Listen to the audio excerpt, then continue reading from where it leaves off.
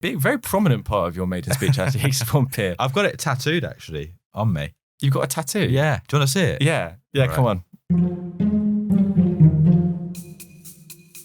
Hello, my name is Josh Babarinde, and I'm the Member of Parliament for Eastbourne, the sunniest town in the UK. Just give us a really quick overview of how you got to be sitting here as a Member of Parliament in your beautiful green suit. Well, journey started 1993. That's when I was born. And I had my first election that year or thereabouts, which was as Eastbourne's cutest baby. It's a competition. Oh, wow. Okay. My dad still got the picture on his living room wall. Was this something that you were actively put forward for? Or did someone were you just known in the community as a beautiful baby? I'd love to think the latter, but I think probably pushy parents put in the former. Yeah. So Eastbourne's cutest baby? Eastbourne's cutest baby. And you've got a certificate and a picture? Haven't got a certificate. The picture is very much there. Hanging in your constituency office or in your parliamentary office? You know what? That's a good thought. It's hanging in my dad's living room. It hasn't made its way over to the office yet. It has made its way onto various WhatsApp groups and whatever, and I'm sure it will leak out one day. Okay, so you started life as the cutest baby in Eastbourne. Started there. That was the first selection. And then, born and bred in Eastbourne. Went to school all across town. Kept going to different schools. And then I left school, went to university. Mum and dad had been to university, so it was a kind of big thing for us. So first in the family to go to university? That's right. I mean, I had other relatives, a grandparent of mine did go to university, but first at home to go. And, it was an interesting experience. I learnt a lot. I also felt out of place a fair bit.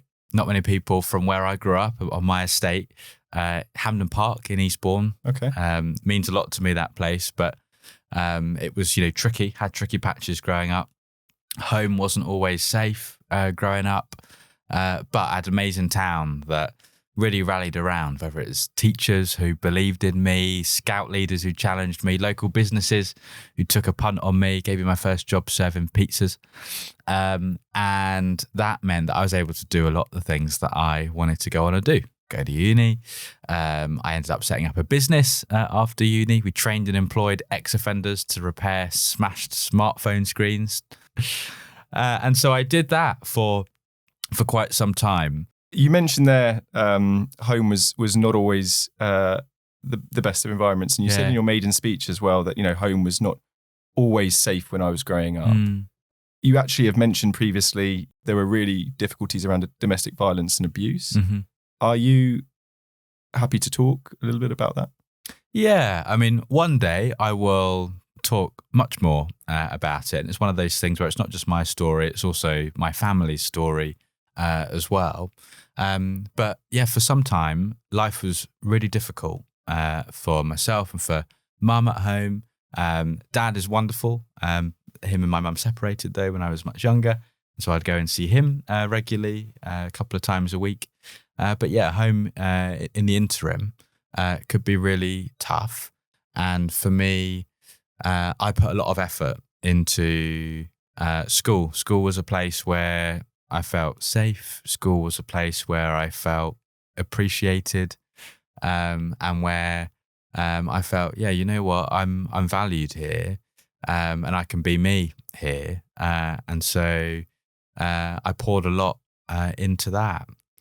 And in terms of some of the stuff that happened at home, a key reason why I ended up working with young people who'd had difficult home lives, is because I wanted then, and I want even more now, to play a key role in keeping young people safe and in making sure that they have nurturing environments within which to grow and to be them and to fulfill the kind of lives that they want to live. I've done some work over the last few years working with kind of think tanks and policy organisations that are doing a lot of thinking and a lot of work around protecting vulnerable children as well from violence, from abuse. That means an awful lot to me.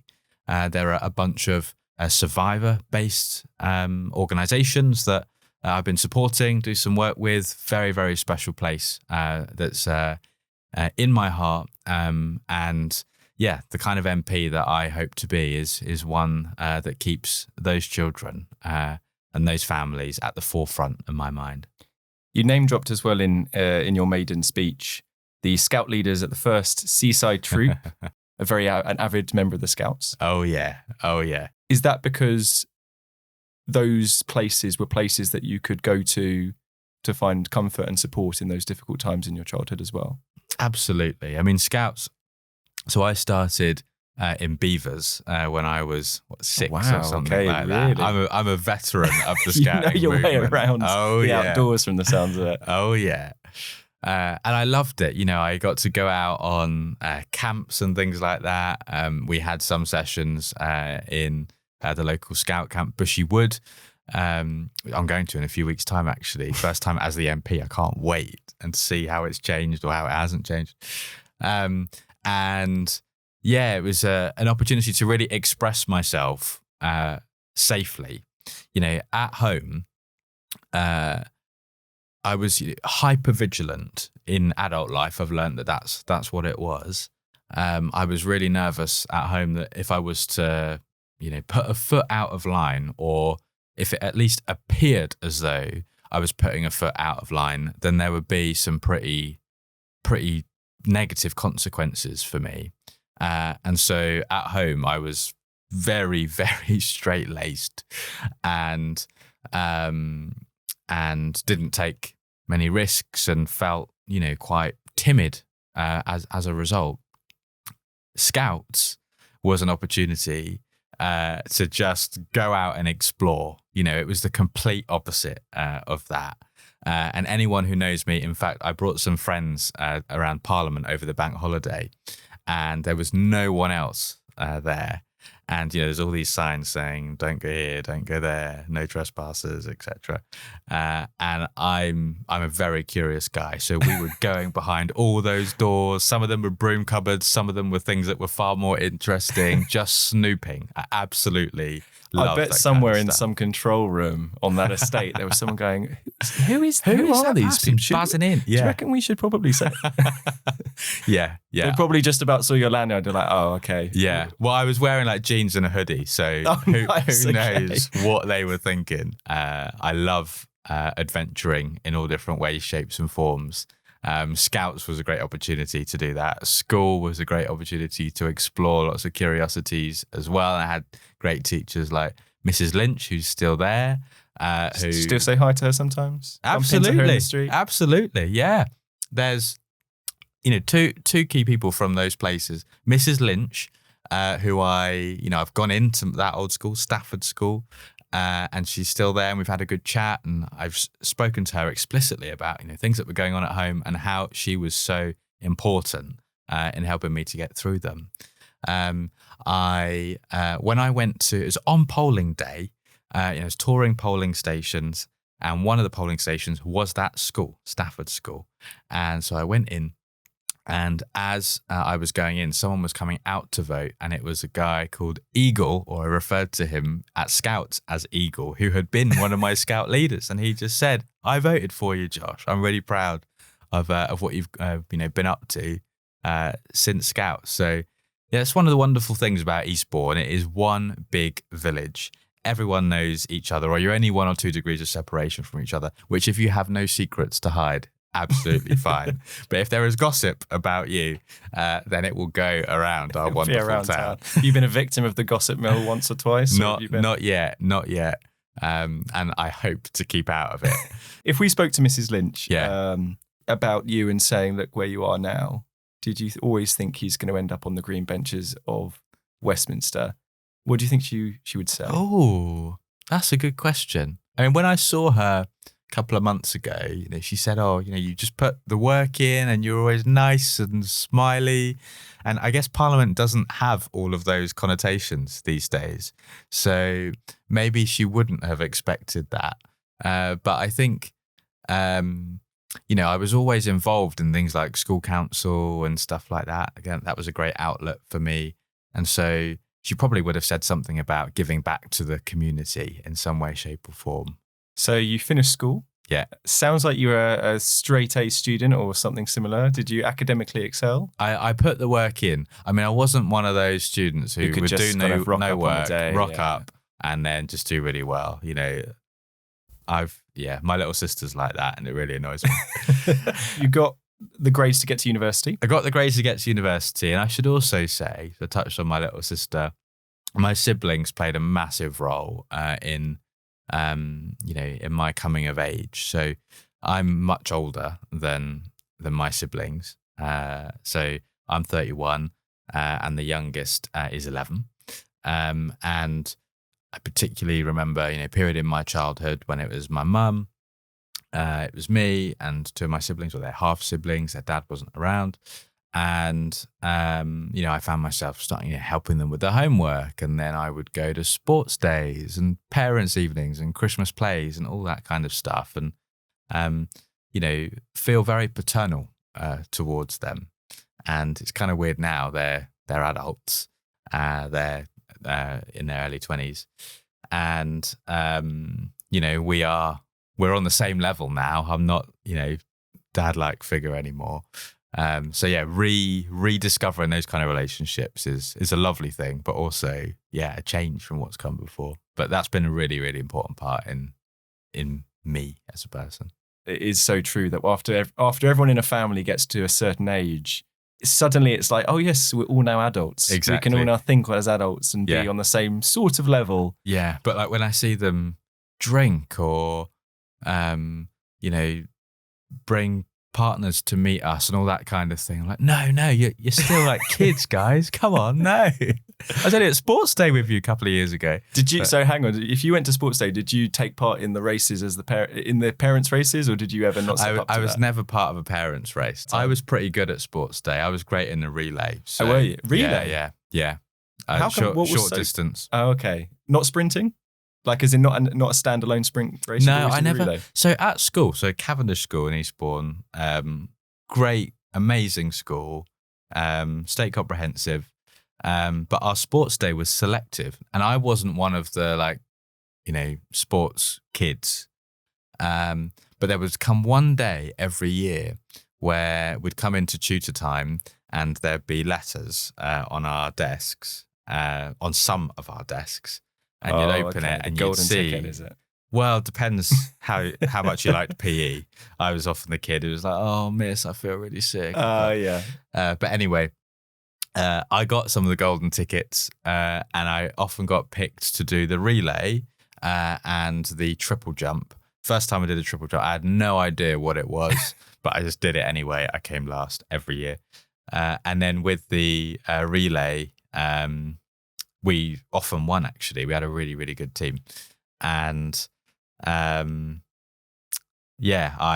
loved it. I absolutely loved it. And I loved being picked, despite not really being a sporty guy. So maybe academically you couldn't rock up to the exam and get straight A's. Oh, yeah. On the relay, training needed from the sounds of it. And actually that's just extended into later life. So I've run a half marathon 4 times, Hackney half marathon. Fantastic. And, first time I did it with a bunch of pals, and we, trained for a while and all that kind of stuff. And then I did it in subsequent years, but as life got busier, and it got to a point where literally the most recent one I did, I rocked up on the day and just did it. 1 hour 55, done. Easy, piece of cake. Then you go to work. Then go to work, yeah. So you went to university? Yeah. Where did you go to university? London School of Economics. Studying? Government. Bit of politics, bit of law, bit of social policy. You've described yourself previously as a politics geek, or I was a politics geek. Describe. Oh, politics geek. I mean, I guess this is what happens when you're an MP. Little sound bites. All these things come back. Can't remember when I said that. So I loved. In fact, on my Tinder bio, I've put that I'm a politics buff. So maybe that's where it's come from. I can assure you, I wasn't looking at your Tinder bio. Or in fact, someone may have done. In fact, actually, that's a good idea, though. I need to change that. But the politics stuff. When I was younger, when I was about 16, 17, I got involved with the then Lib Dem candidate, Stephen Lloyd. He became the MP. Absolute legend of a guy. How did you become acquainted with him? Is it by chance or bumping into him or? It was kind of by chance, to be honest. I mean, he came in to visit my school and I thought, okay, another politician coming in. But he seemed like a good guy. And then me and my A-level politics class, we went on a uni open day. Nearest uni is University of Sussex. I just jumped on the train. Happened to be Freshers Week. Freshers Fair is out there, all these stalls, and we're just having a nose around. And I wasn't, aligned with any party at that point, but I saw a Conservative stall and thought, okay, well, I don't think I'm there. I wonder, what else is around. So you knew you weren't a Conservative instinctually, was it? Yes, yeah. I just knew, I got a vibe from the party. I'd read a little bit about, some of their policies and things like that. And we're not a political family by any means. We, aren't the kind of family who discussed it at the dinner table. In fact, for a lot of my childhood, there was no dinner table. We ate on our laps and we were perfectly fine with that, while watching Simpsons, 6 o'clock, Channel 4. Oh, perfect. Those were the days. Slot, wasn't it? Those were the days. And so, it didn't really come from family, but I just knew I wasn't there. Saw a Liberal Democrat stall and I thought, okay, I don't know much about these guys, but I really like the beer mat that they've got there. What was it about the beer mat that you liked? There was like a pun. I asked for a beer mat and they said, well, there's no way you're having a beer mat unless you join the party. So my mate clever. Abby paid for me to join the party. And then I joined, got all these emails through. One of them said, Nick Clegg's coming to town. This was 2009, end of 2009, so before Coalition. Went to the town hall for this town hall debate thing he was coming to do. Went with a couple of mates. And there was a guy behind me who was asking like loads of xenophobic questions. And it was pissing me off, quite frankly.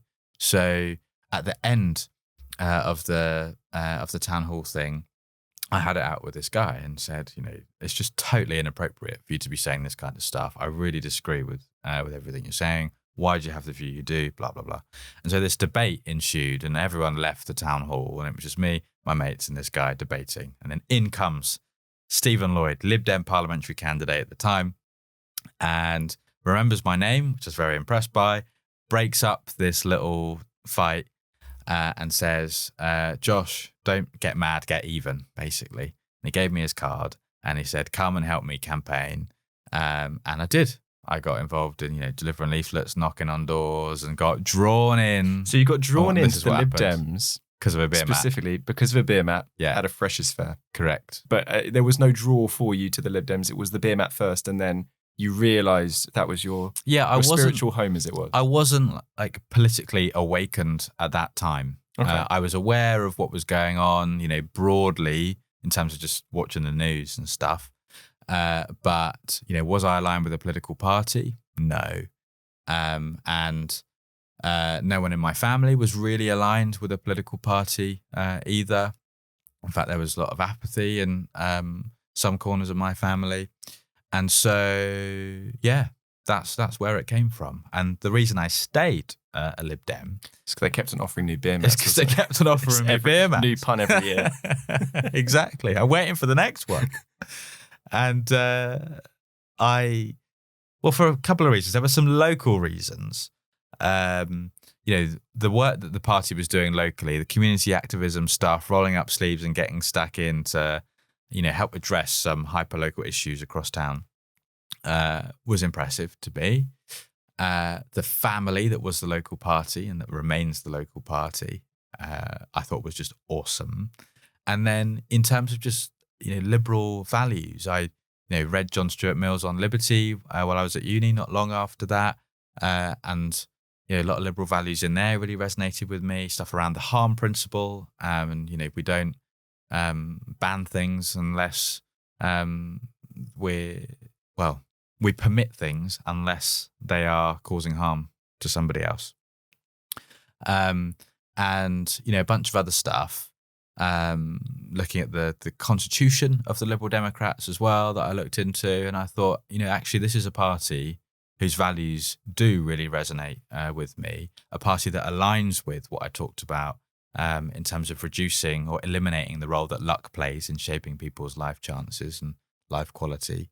And I decided I'm going to stick with these guys. And are they the biggest party in British politics? No. Certainly substantially bigger now. But substantially bigger now. The biggest in 100 years. And look at the influence that the party's going to have in this parliament. Apart from the fact you got the beer mass and you got the membership through that way, what was the reason why, from looking at the Labour side of things, you decided that wasn't the party for you, or that the Lib Dems were the party? I think what was clear from the Liberal Democrats and from liberal philosophy is a genuine appreciation that individuals and communities know best what they need, know best what fulfills them. And what I really got from Labour was that sometimes there was a lot of focus on, no, the state knows best. And I felt that to be disempowering. And I felt that to be just not quite in line with a bunch of the values that resonate most with me.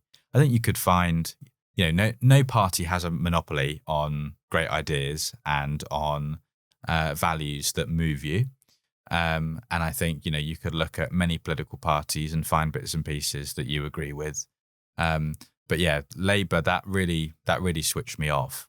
And for the Liberal Democrats, this realisation and genuine belief that individuals and communities know best what fulfills them, what empowers them, to me, that was the key thing on which I was going to base my political allegiance. I just want to go to your maiden speech again. Yeah. Well, you mentioned Eastbourne Pier. I did. Big, very prominent part of your maiden speech, actually, Eastbourne Pier. I've got it tattooed, actually, on me. You've got a tattoo? Yeah. Do you want to see it? Yeah. Right. Come on. Not that I don't want to see the green jacket anymore, but this is unbelievable. I've heard about commitment to local causes, but the tattoo of the pier. I'm serious. Like I said. You ready? I'm so ready for this. Like that? Oh my God. And that is genuinely Eastbourne Pier, is it? That is it does genuinely look like it. Eastbourne Pier. I walked into a tattoo studio and I'd made a Pinterest board, bunch of different pictures of Eastbourne Pier and a bunch of different hexagons for it to go within. Hexagons mean a lot to me because it's a thing with a bunch of friends. Hexagons are significant. And so it's like, I'm going to get Eastbourne Pier within a hexagon. And then lady, who's an amazing tattoo artist, kind of worked up a design, said, "You up for that?" I was like, "Let's do it." On the day? Yeah. The whole thing, you just walked in, got a tattoo of Eastbourne Pier and then walked out again? Didn't book, just walked in. And I planned to do it and I went in with a mate and she got a tattoo of her own as well. But yeah, I love my town and here's the proof. I don't think anyone can argue with that. I think you're probably, I'm going to see if I can find this out. I think you're probably the only MP who has a piece of their constituency tattooed on their arm. Well, that is a probably. Challenge to I don't know. I think there might be a few hiddens, but maybe. Let's roll with that basis.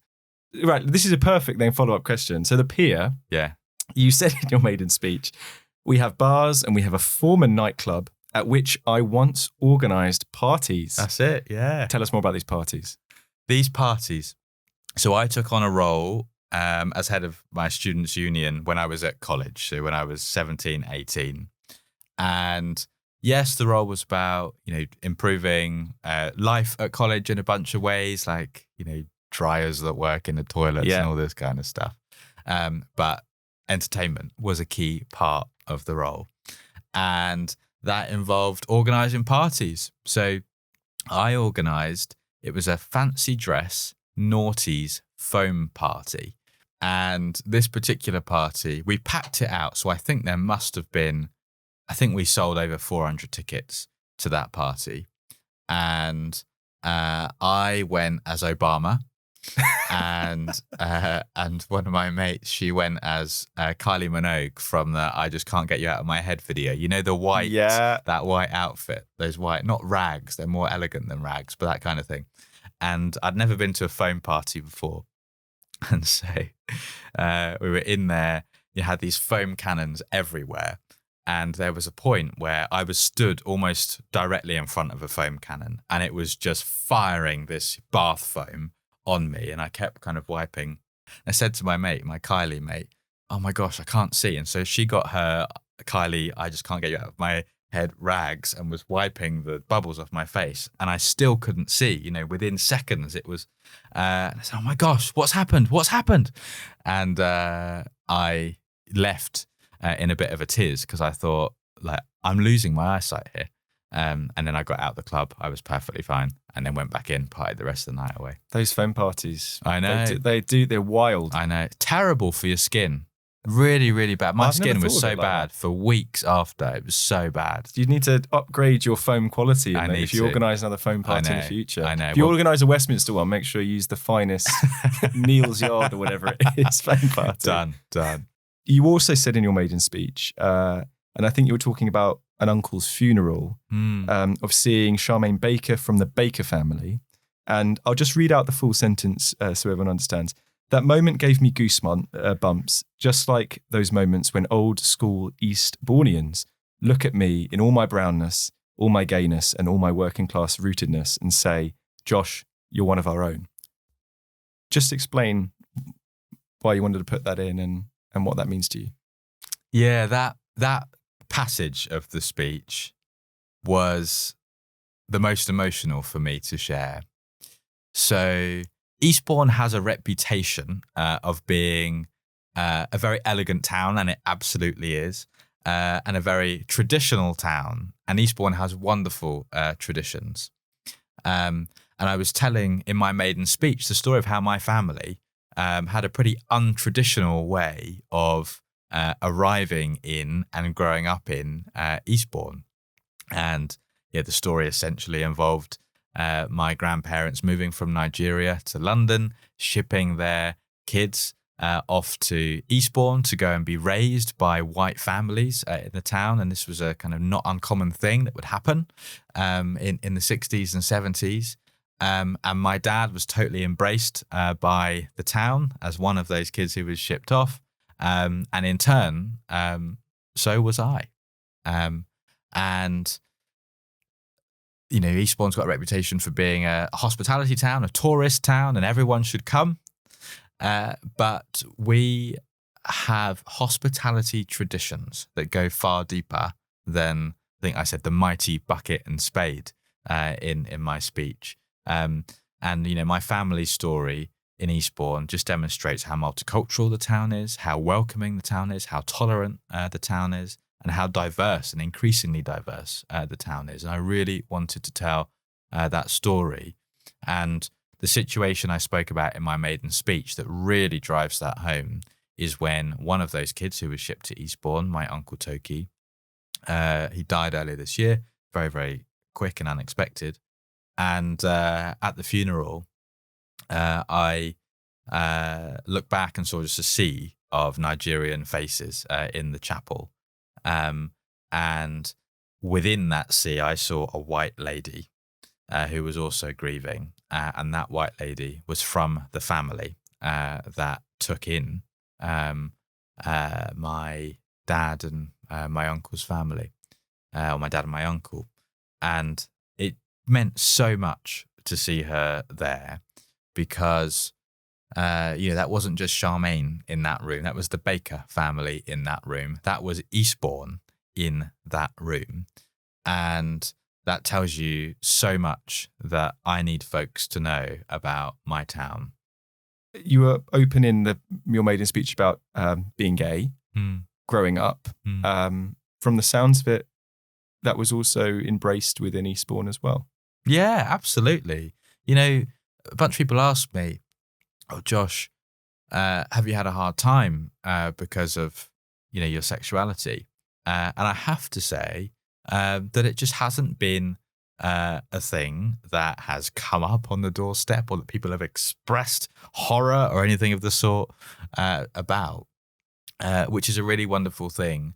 And that doesn't surprise me about Eastbourne, but it did surprise me in the context of a political environment that is divisive, where identity politics can be really toxic.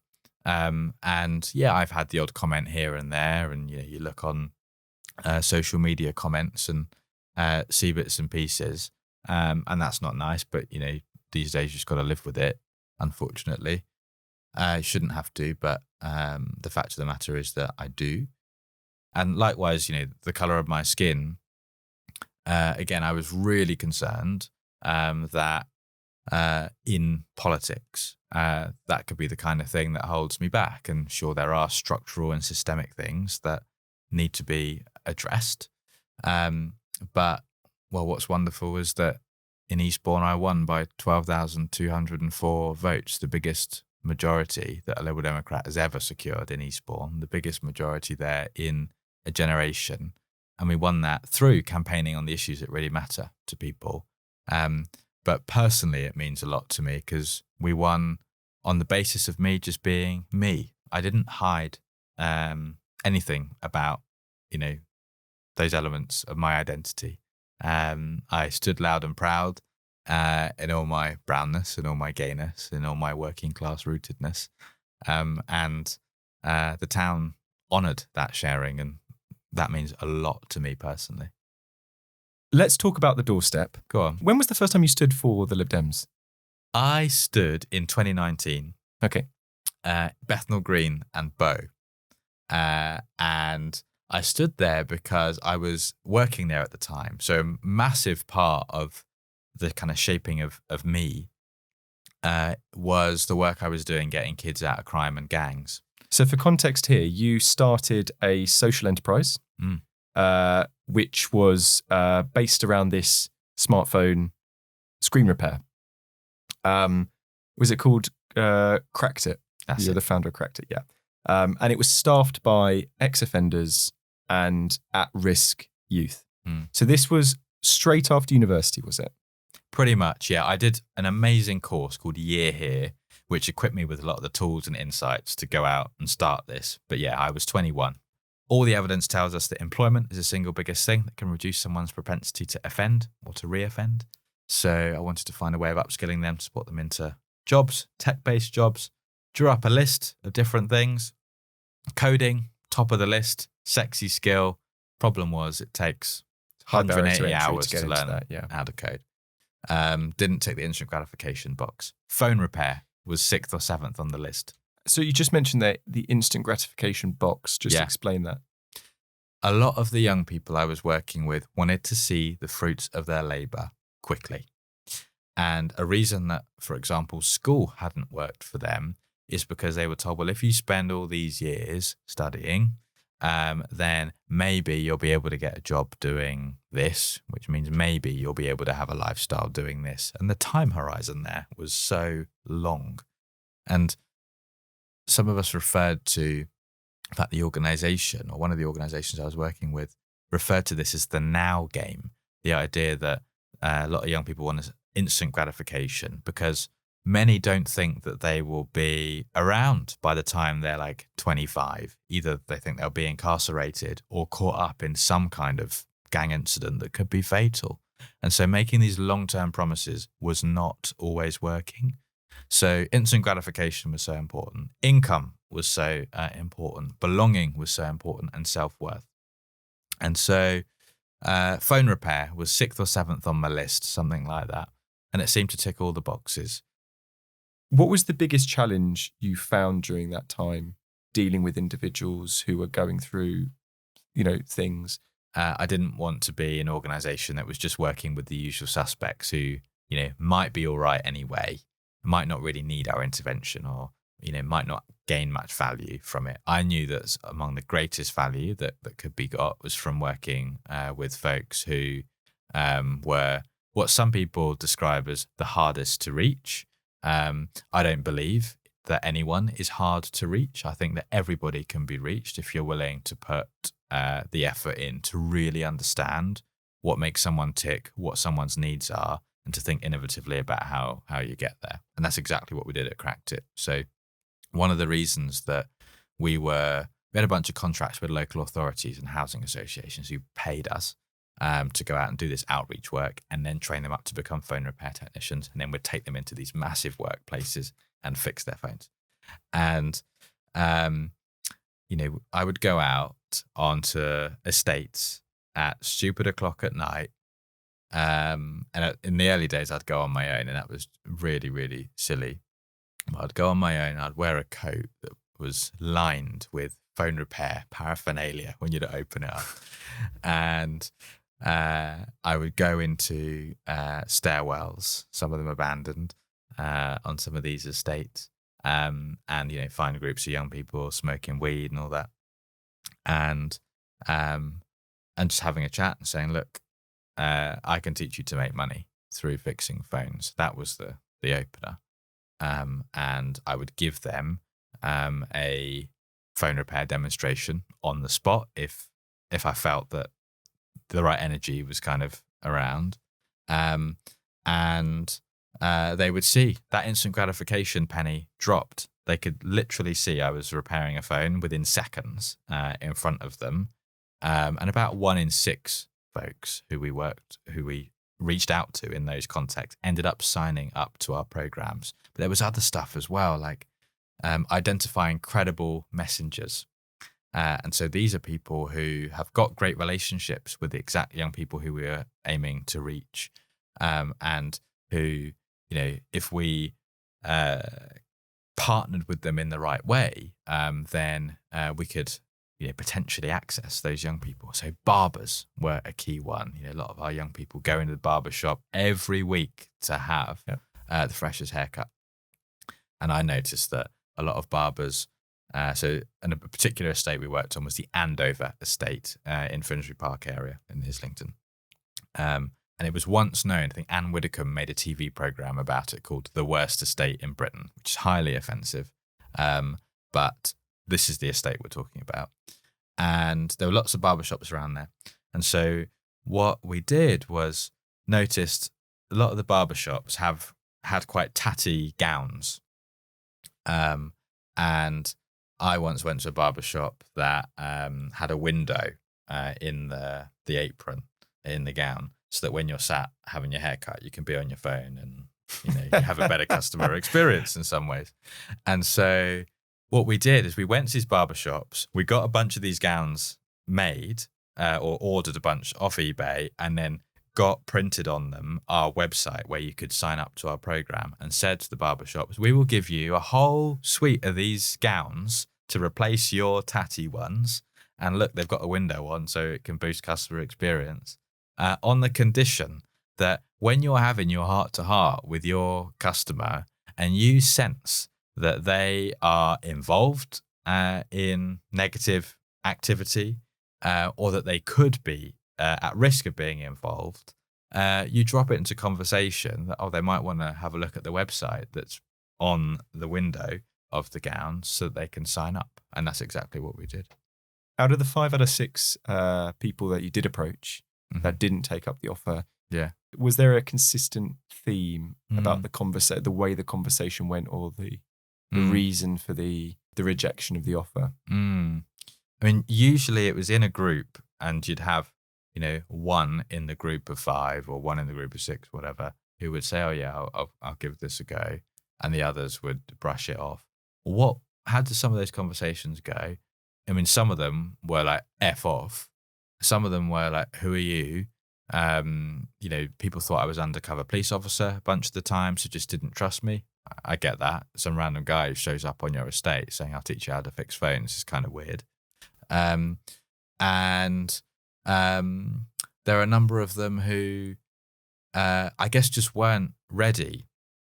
And they weren't ready to engage because I hadn't done the work. It wasn't their fault necessarily. I hadn't done the work to build the trust, and so they weren't ready to engage with me on that basis. And there's a kind of discipline that I was introduced to, which I've translated to not just my campaign, but actually to my team. We were talking about it earlier today, known as relentless intervention. And in this kind of gang outreach context, it referred to being out there, come what may, going and engaging again and again and again, turn up at the same places at roughly the same times, making the same offer, and folks realize that you are relentlessly there. And even if they aren't ready to engage with you at the point that you're ready to, or when you want them to engage with you, they know that you're there. And so that when something happens for them, they're often these teachable moments, often their first time in custody, or often if they found out they were becoming a dad, these were some key teachable moments where they'd be like, oh my gosh, I need to change something here. And that is when either they would engage when we go out and do that outreach, or they would come and find us. And sometimes that would take weeks in a best case scenario. Sometimes that would take months. In some cases, it was years. And, we adopt that approach in the work that I do now. Relentless intervention in terms of getting out there on the doorstep, keep knocking on people's doors, even if they aren't ready to engage with this, slam the door in their face. I bet you that when they need your help, they know that you're there and that they're going to feel comfortable reaching out. The company, as you've described it, walked off into the sunset. And I think you said it was, during COVID when people weren't in offices, that was in essence, the office-based repair model of the social enterprise. Yeah. Is that right? You got an OBE, was it for the work that you did with that social enterprise? Yeah. And that was in, what year was that?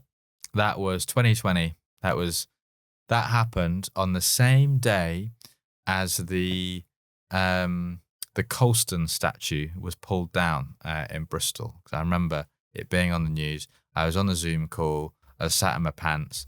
I got a bit distracted in this Zoom call and looked at my emails and saw an email come through saying, the Queen wants to give you a medal. And I thought, is this a joke? It's just the whole context of this is crazy. But yeah, it was then during the pandemic. Which I assume you had to keep quiet. They'd say, you're going to get an OBE, but don't say anything. They did. They said, you got to keep quiet for months. And immediately I called my mum. And immediately she went and ordered a dress. I was like, Mum, I haven't invited you yet. You said it was on the same day that the Colston statue came down in Bristol. Yeah. How did you feel about that whole event, the way it was done, the statue coming down, the conversation around it? How do you look at that? I mean, it was a mind mash at the time. In terms of the activity, the criminal activity that brought that statue down, that criminal activity needs to face the full force of the law. If we cannot accept things like that, then we undermine the very basis of our democracy and our legal system that's meant to protect us all. What would have been ideal would be for there to be a big public conversation about, is it appropriate to have a statue of a man deeply involved in not just supporting but perpetuating the slave trade in a big city in the UK? My answer is no, it's not appropriate. And we come up as a community of a solution. What are we going to do to replace it? Where's it going to go? That didn't happen. It got illegally pulled down. In terms of then, what would happen next? Some were saying, the statue should be reinstated or whatever. I think it's in the right place now. It's in the museum now. And you have the context, that explains the story of the statue, the original story, and it explains the more modern story. And at that time, it's a really difficult time. As a person of colour, you had all sorts going on. You had, a real sense of trauma and grief for what happened to George Floyd, for his murder. It was shocking. It was so shocking because while we've progressed a lot as a global society, And while it can be easy to think, we're in a new age now and a lot of these kind of things are behind us, it takes things like that to remind you that, racism is still alive and unwell, and the riots in the UK being, another recent example. So there was a trauma there. There was also, an amazing outpouring of support from folks all across the UK. And I had lots of friends, white friends, who, were asking me if I was all right and that kind of stuff. But what became really difficult, really, at that time was I felt like there was, people were asking me all sorts of things like, oh, Josh, I feel like I should respond in this way. Should I do this or should I do that? And I thought, guys, I haven't become Martin Luther King overnight. I don't know. I'm still trying to process this myself. And I also felt, you had things like the black square that, people put up on social media at that time. And people say, yeah, you should put the black square up. And others say, no, don't put the black square up. It's really disrespectful. And I just thought, guys, let's just cut this. This is a really difficult time for a lot of people. There's a lot of processing that needs to happen. The last thing we need to do is squabble between ourselves about social media posts. A key thing here is that, Black community and communities of colour are hurting. And what can we do to best rally around them? And then, of course, on that same day as the Colston statue came down, I then got this letter at a time when a debate about the empire had, not been more visceral than I had known in my lifetime. And so I think it was something like 48 hours to accept or decline the appointment as an officer of the most excellent order of the British Empire. I don't like the name. I don't think it is appropriate for our honours system to tie, its process for recognising civilian and military merit with an institution, the British Empire, that a lot of folks, myself included, feel very uncomfortable with and about. But the fact of the matter was, I received this letter. What do I do about it? So I did a lot of reading in that 48 hours. And, I read a lot of the things that Benjamin Zephaniah had written about declining his honour. But then I read a lot of stuff that David Olusoga, the historian, who was commenting a lot about Bristol and what he had to say. And it was a lot of arguments that he put forward and others like him that really resonated with me, and essentially said, our honour system is for everybody. And it's not right that some people of colour should feel so offended by some of its traditions and some of the ways that it functions, including the empire connection. But it's also not right that people of colour should be expected to decline the way in which society or our country merits that kind of work. And, changing from within is a very legitimate means of change. Our political system isn't perfect, but I've deemed that changing it from within as an MP is a great way of being able to press forward with it. So that was my thinking around it. I'd love to see it renamed the Order of British Excellence, and I think that should be done. It's not top priority of mine. There are things like the NHS and sewage and the cost of living, but it's there. And as someone who is the recipient of the award, you've been through quite a comprehensive process. Working it out. Well, like I said earlier, I'm an all-in kind of person.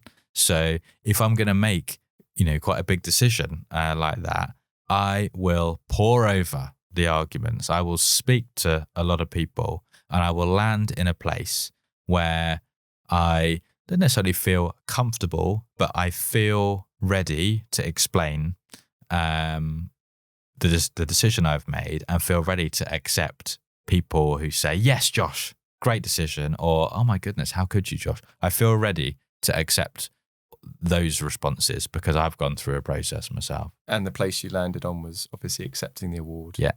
Who gave it to you? It was Princess Anne. I invited her to Eastbourne, and she laughed it off, but I hope she'll still come. You know, it's such a special occasion, such a special event.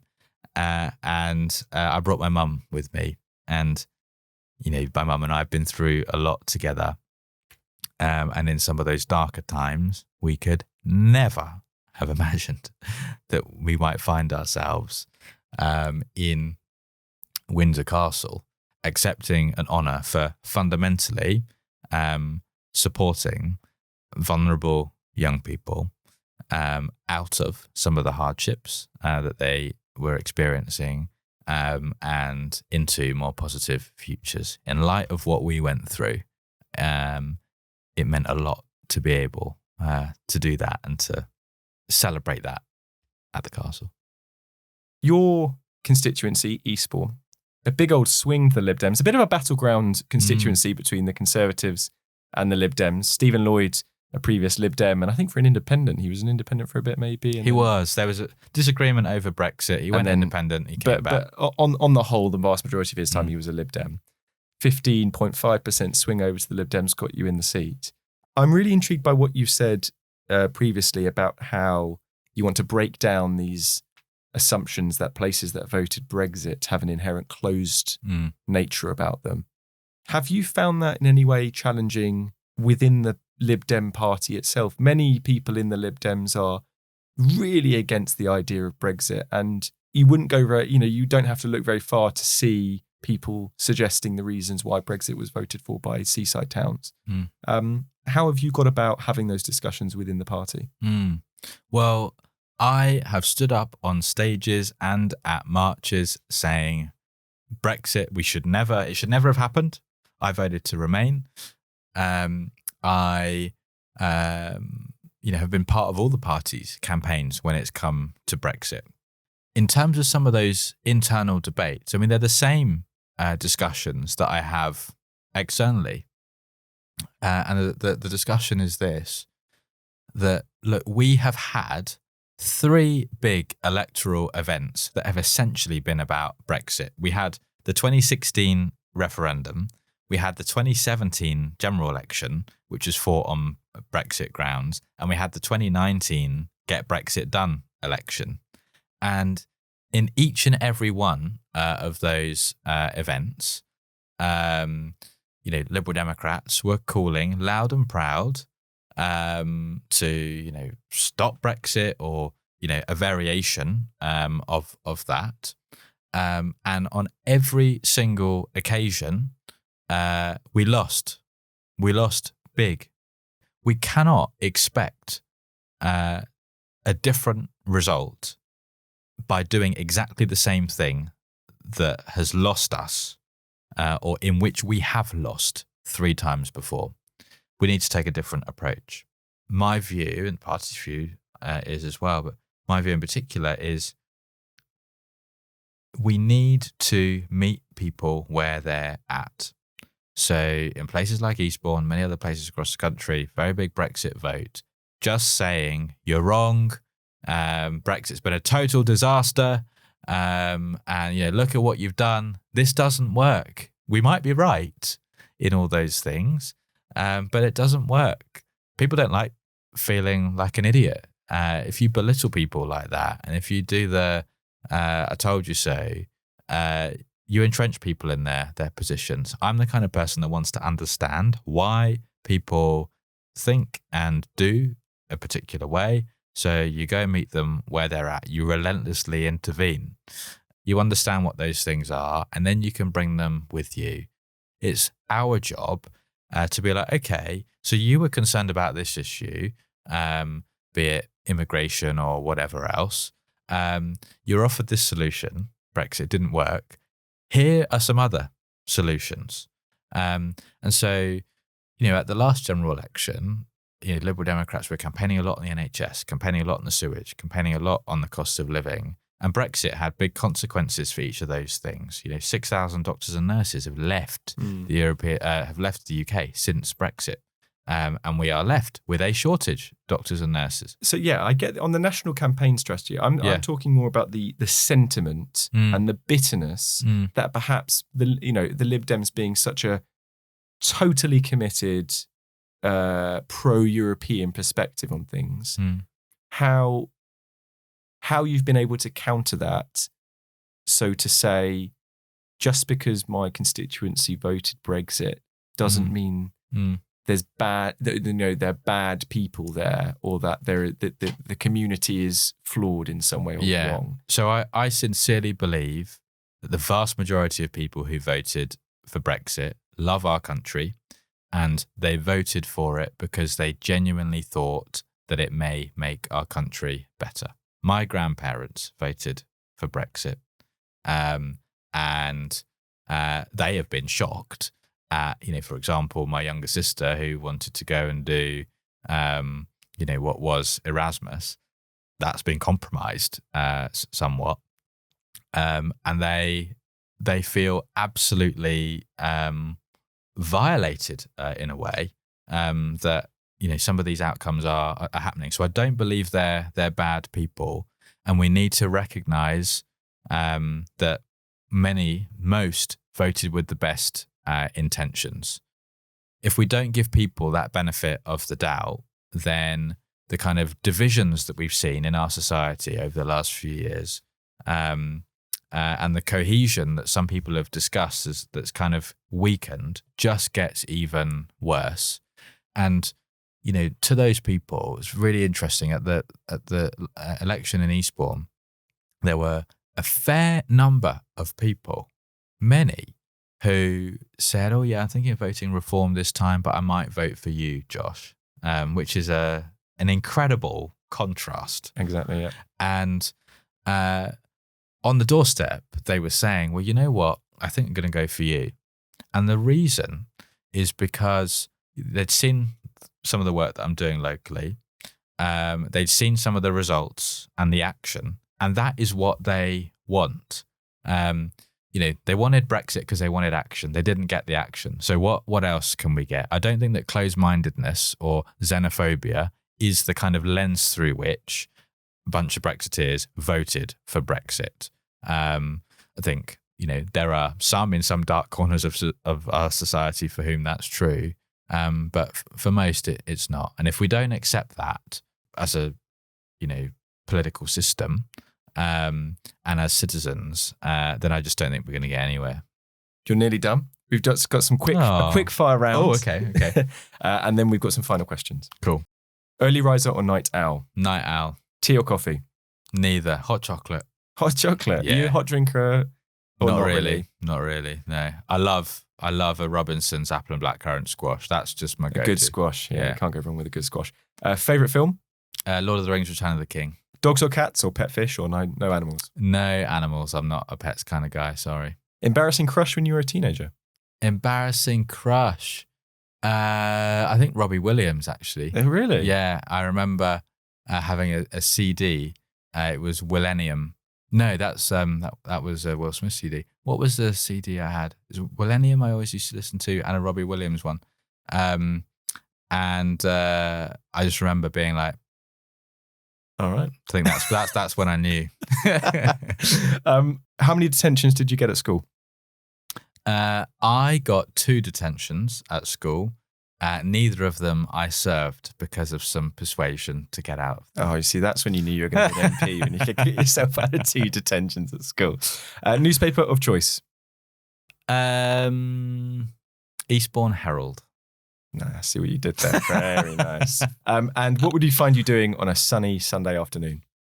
On the beach in Eastbourne, obviously. The final question I want to ask you is, if there was one thing, you get to, you have your parliamentary career, however long it is, you get to the end of it and you look back. What is the one thing you'd like to look back on and say, that was a change that I drove or I made or I was a key part of, and I'm so glad I was able to achieve that? I think going back to some of the experiences I've discussed, our criminal justice system is broken in so many ways, and especially for victims and survivors. And I would love to look back on my political career and think I achieved a big change that supported more survivors and more victims to get justice, but also a criminal justice system that really facilitated their achievement of justice rather than intimidated them and got in the way. Josh, thank you very much for coming on Meet the MPs.